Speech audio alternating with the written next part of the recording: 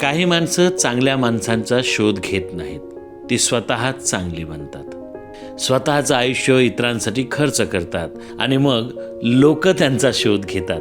असंच एक धीरोदत्त व्यक्तिमत्व, अर्थातच ते व्यक्तिमत्व म्हणजे विष्णू शिवराम मेहरे. सर्वांना माझा नमस्कार. माझं नाव विष्णू शिवराम मेहरे. माझे आईचं नाव पार्वती मेहरे आणि वडिलांचं नाव शिवरामजी नरसाजी मेहरे. माझी आई, माझे वडील, आमचं 7 भावाचं कुटुंब होतं. शिवाजीनगरला आम्ही राहत होतो आणि एकत्र फॅमिली होती आमची. माझा 5वा नंबर होता. मी लहान होतो. आई मला म्हणायची की तू शाळेत जा, शिक्षण घे, शेतीच्या कामामध्ये राहू नको, तू शिकला पाहिजे.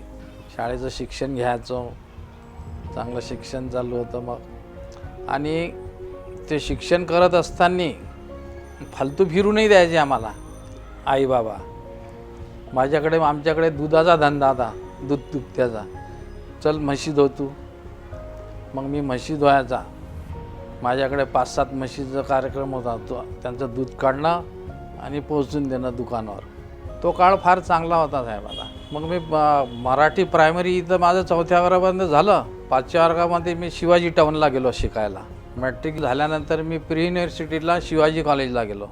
शिवाजी कॉलेजला माझं तिथं डॅडी देशमुख होते प्रिन्सिपल आमचे, तिथं शिक्षण झालं. मग आणि तिथूनच मग खेळाडू वृत्तीचं होतं मी. तर त्यावेळेस मी युनिव्हर्सिटी कलर ऑर्डरसाठी शिवाजी कॉलेजमधूनच युनिव्हर्सिटी कलर ऑर्डरसाठी मी नागपूर युनिव्हर्सिटीमध्ये गेलो. आपल्या महाविद्यालयीन शिक्षणासोबत कुस्तीचे मैदान गाजवत श्री विष्णू मेहरे सरांनी जणू आयुष्याच्या मैदानात अनेक आव्हानांना चीत करण्याचे कौशल्य आपल्या प्रबळ इच्छाशक्ती आणि मनोबलाने प्राप्त केले. प्रत्येक यशस्वी पुरुषाच्या मागे एक स्त्री असते, हे सार्थ ठरविणाऱ्या पद्माताई मेहरे. पद्माताई विष्णू सरांच्या आयुष्यात आल्या आणि विवाहानंतर एक नवे आनंदाचे पर्वच सुरू झाले. मला एक मुलगा झाला. मुलगा मग मोठा होत गेला. 3 वर्षात झाला. माझ्या मिसेसला म्हटलं आता याला शाळेत टाकायचं आहे. तर म्हणे माझी मिसेस म्हणे चांगल्या शाळेत टाका म्हणे. तुम्ही पैलवान झाले तर त्यांना पैलवान नका पण त्यांनी इंजिनियर डॉक्टर बना, चांगले मुलं झाले पाहिजे, घडले पाहिजेत आपले. म्हणून मी त्या मुलाला इंग्रजी मीडियमची नामांकित शाळा होती त्याच्यामध्ये मी गेलो. परंतु मला तिथे ॲडमिशन मिळाली नाही. परिस्थिती अशी होती की सर्व चांगले व्यापी लोकांची मुलं ते म्हणाले की बा तुमचा इंटरव्ह्यू, तुमच्या मिसेसचा इंटरव्ह्यू, तुमची परिस्थिती आहे का. मग मी तो विचार केला, हे जे त्यांनी मला प्रश्न केले असे तर म्हटलं आपल्या तर डोक्याच्या बाहेर आहेत म्हटलं हे. पण तरी म्हटलं ट्राय करू आपण. मी म्हटलं माझे मित्र आहे म्हटलं शिक्षण अधिकारी, त्यांना भेटलो. हिरोळे साहेब होते. मग त्यांना भेटलो. म्हटलं सर माझ्या मुलाला ॲडमिशन मिळून द्या म्हटलं बा असं. मग ते मला अधिकारानं म्हटलं त्यांनी, हिरोळे साहेबांनी. अरे काय म्हणे मेहरे तुम्ही म्हणे माझ्या ह्याच्यात काय पाहिलं काय नाही. मी तू चांगला समाजसेवक माणूस आहे, इतका मोठा खेळाडू आहे म्हणे मोठ्या, आणि तू कशाला याच्या भानगडीत पडतो म्हणे, तू स्वतः काढ शाळा. म्हटलं साहेब एज्युकेशन क्षेत्र कुठं, क्रीडा क्षेत्र कुठं, हे मला शक्य नाही आहे. तू कर म्हणे, मी आहे तुझ्या पाठीशी. मला त्यांनी हमी दिली. मला फार त्यांच्यावर अभिमान आहे. आणि खरे सूत्रधार म्हणून जे प्रेरणा दे म्हटलं ज्यांनी मला शिक्षण क्षेत्र जी चालना दिली ते हिरोळे साहेब. तो प्रसंग मला आठवते. मग पारसकर मी इथं बसलो घरी. मग आम्ही तो प्रस्ताव तयार केला, हिरोळे साहेबाकडे गेलो. ते म्हणे त्याच्यानंतर म्हणे मी आहेच इथं, मग मी तुम्हाला पुढचे बी चालना देतो म्हणे. आणि पहिल्या वर्षी माझा मुलगा, देशपांडे साहेबाचा मुलगी आणि पारसकर साहेबाचा मुलगा आणि इतर लोकांचे असे 25-30 मुलं आम्ही जमा केले. ॲडमिशन करून नर्सरी चालू केली. त्यावेळेस पहिली शाळा जुन्या शहरामध्ये इंग्लिश मिडियमची म्हणून आपणच आणली. पहिली शाळा आपली त्यावेळेची 1982ची. ती परिस्थिती इतकी भयानक होती की त्यावेळेस साहेब आम्हाला म्हणजे पगार 500 रुपये द्यायला अडचण होती. आणि हे मुलं आम्ही फ्रीमध्ये शिकवत होतो. नाममात्र 11 रुपये भरा, ॲडमिशन करा. मग शाळा भाड्यानं घेतली होती. तिथं कोणी करणारं नव्हतं. घरीच मुलं येत होते, घरीच जेवणाचा कार्यक्रम 26 जानेवारीला मी स्वतः स्वयंपाक करत होती. आमच्या इथं कामवाली एकही नव्हती. मी स्वयंपाक करत होती, ते पिऊन थोडी मदत करत होत्या पिऊन. सामाजिक, क्रीडा आणि राजकारण अशा अनेक क्षेत्रांमध्ये अगदी आपल्या कॉलेज जीवनापासून श्री विष्णू मेहरे सर यांनी केवळ सहभागच नोंदविला नाही, तर प्रामाणिकपणे आपले भरीव योगदान देण्याचा प्रयत्न केला. आयुष्याचा खरा पाया म्हणजे शाळा, कारण शाळेतूनच विद्यार्थ्यांवर होणारे संस्कार, त्यांना लागणाऱ्या सवयी, यातूनच उद्याचा जबाबदार नागरिक घडू शकतो. आणि या विचारांवर ते येऊन स्थिरावले आणि शाळा काढण्याचा निर्णय त्यांनी घेतला. तो सुरुवातीचा संघर्षमय प्रवास सांगताना ते स्वाभाविकच खूप भावुक होता.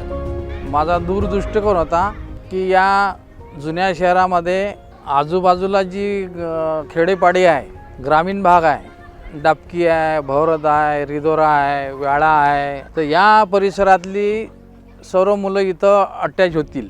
ह्या सर्व गोष्टीचा मी विचार करून की इथं त्यांना कमी पैशामध्ये दर्जेदार एज्युकेशन मिळावं, तर त्या दृष्टिकोनातून विनयकुमार पारशांनी माझ्या विनंतीला मान देऊन नंतर डॅडी देशमुख आले नगराध्यक्ष, त्यांनी ॲग्रीमेंट करून ही जागा आम्हाला मिळून दिली.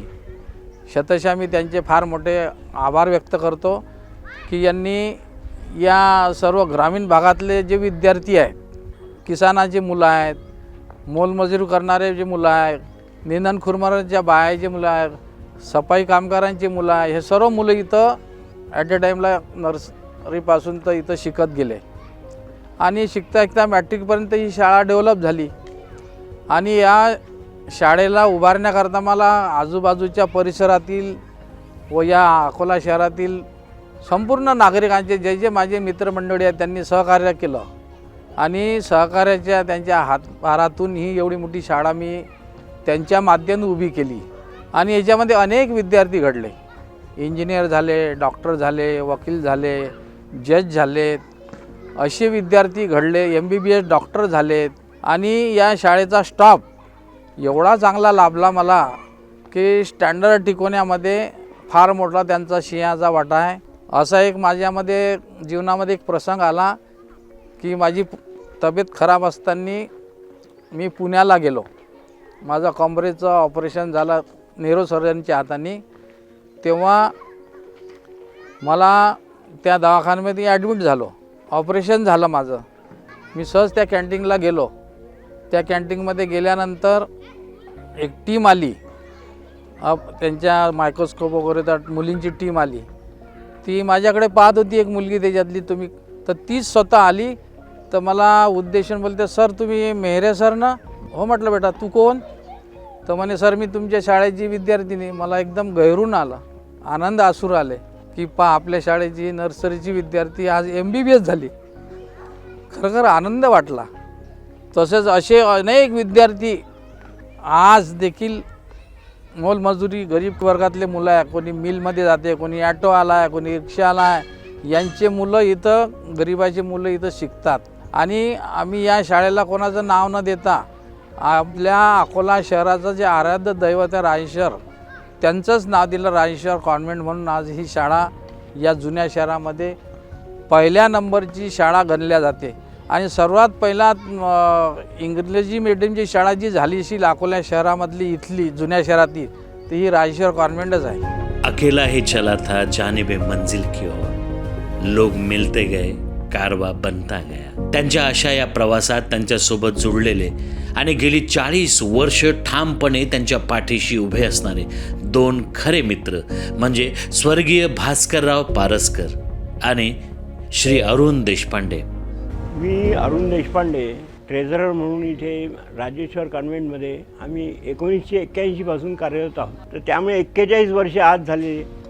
आम्हाला तसा विशेष अनुभव नव्हता, पण आम्ही हळूहळू अनुभव घेत माणसं भेटत आणि त्यानुसार त्यांच्याकडून आम्हाला जे काय मिळायचं ते आम्ही सगळं अंगीकृत करून ती संस्था काढली.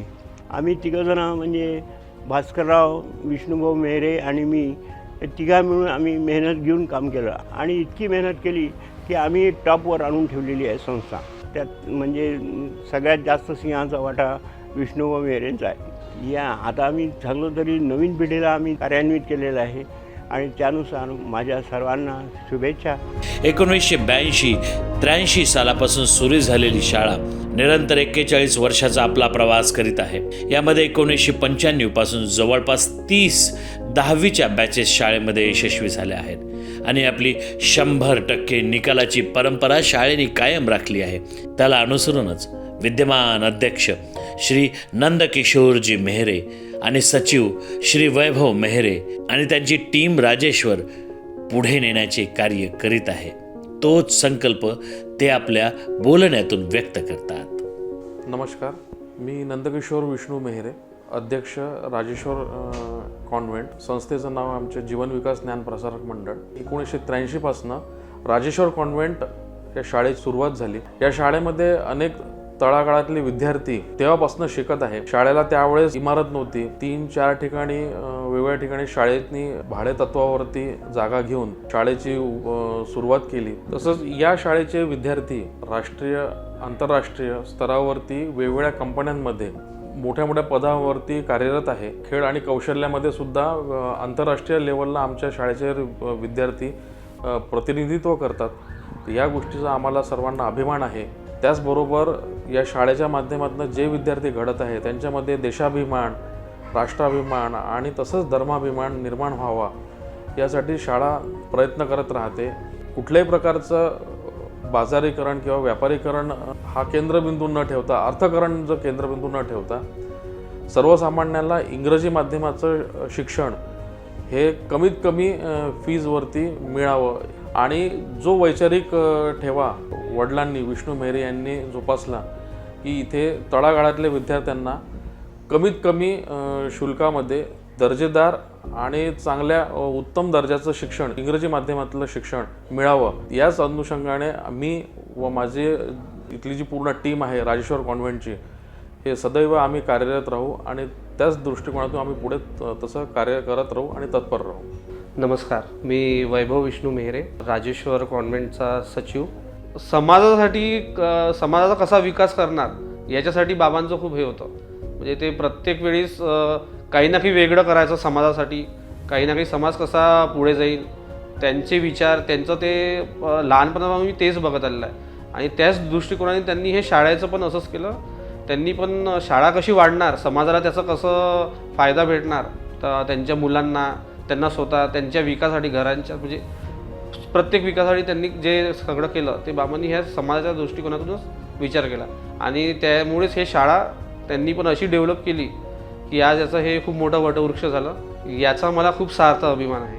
राजेश्वर कॉन्व्हेंटसोबत माझं एक भावनिक नातं आहे. श्री नंदकिशोर मेहरे सर आणि संपूर्ण मॅनेजमेंट हे खूप वेगळ्या प्रकारे वेगवेगळ्या विविध ॲक्टिव्हिटीज मुलांसाठी त्यांनी इंट्रोड्यूस केलेल्या आहेत. जसं म्युझिक डिपार्टमेंट असेल, सगळ्या प्रकारची वाद्य म्हणजे तबला असेल, हार्मोनियम असेल, ढोलक असेल, त्याशिवाय अनेक वेस्टर्न म्युझिकल इन्स्ट्रुमेंट्स शाळेने उपलब्ध करून दिली. त्यासोबतच व्हिज्युअल आर्ट्समध्ये ड्रॉइंग असेल, क्राफ्ट असेल, पपेटसारख्या ज्या पारंपरिक कला असतील त्यासुद्धा मुलांना शिकवल्या जातात. आणि सगळ्यात महत्त्वाचं म्हणजे म्युझिक डिपार्टमेंट असेल किंवा ड्रॉइंग हे केवळ शाळेत शिकवण्यापुरतं मर्यादित नसून म्युझिकच्या क्लासिकल एक्झामसाठी सुद्धा मुलं बसत असतात. त्यानंतर ड्रॉइंगच्या ज्या गव्हर्मेंट एलिमेंटरी एक्झाम्स आहेत त्यासाठी सुद्धा शाळा मुलांना तयार करते आणि भविष्यामध्ये यामधला सहभाग मुलांचा नक्कीच वाढेल. त्याशिवाय मुलांच्या ब्रेन डेव्हलपमेंटसाठी अबॅकसचे क्लासेससुद्धा शाळेमध्ये घेतल्या जातात आणि वेगवेगळ्या राष्ट्रीय आणि आंतरराष्ट्रीय स्पर्धांमध्ये अबॅकसच्या मुलांनी भरघोस यश या क्लासच्या माध्यमातून मिळवलेलं आहे.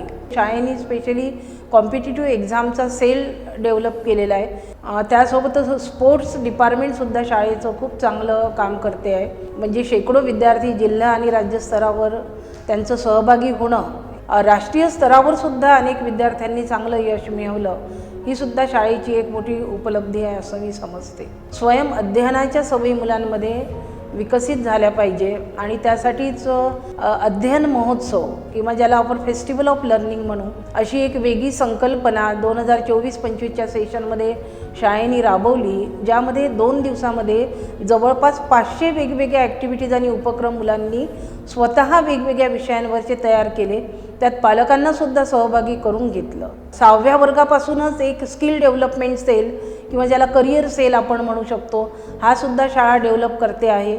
आणि या सर्व ॲक्टिव्हिटीसोबतच शाळेमध्ये ओपन विंग्सच्या माध्यमातून माझ्यासोबतच डॉक्टर प्रदीप अवचार सर, जे स्वतः एक बालसमुपदेशक आहेत, तर ते सुद्धा काउन्सिलिंगचं काम मुलांसाठी करतात. शाळेचं काउन्सिलिंग सेल आहे सेपरेट, आणि एकंदरीतच शाळेचे मार्गदर्शक म्हणून सुद्धा ते काम करत आहेत. निसर्ग कट्ट्याच्या माध्यमातून आदरणीय श्री अमोल सावंत सर हे पर्यावरण शिक्षणाचे संस्कारसुद्धा मुलांमध्ये रुजवण्याचं काम करीत आहेत. आज श्री विष्णू मेहरे, नंदकिशोर मेहरे आणि वैभव मेहरे यांच्यासोबतच संपूर्ण टीम राजेश्वर मुलांच्या सर्वांगीण विकासासाठी निष्ठेने काम करीत आहे. आणि त्यामुळेच राजेश्वर कॉन्व्हेंटचे विद्यार्थी या समाजात चांगली माणसं म्हणून नावलौकिक कमावतील आणि या देशासाठी अर्थपूर्ण योगदान देतील, यात कुठलीच शंका नाही. धन्यवाद.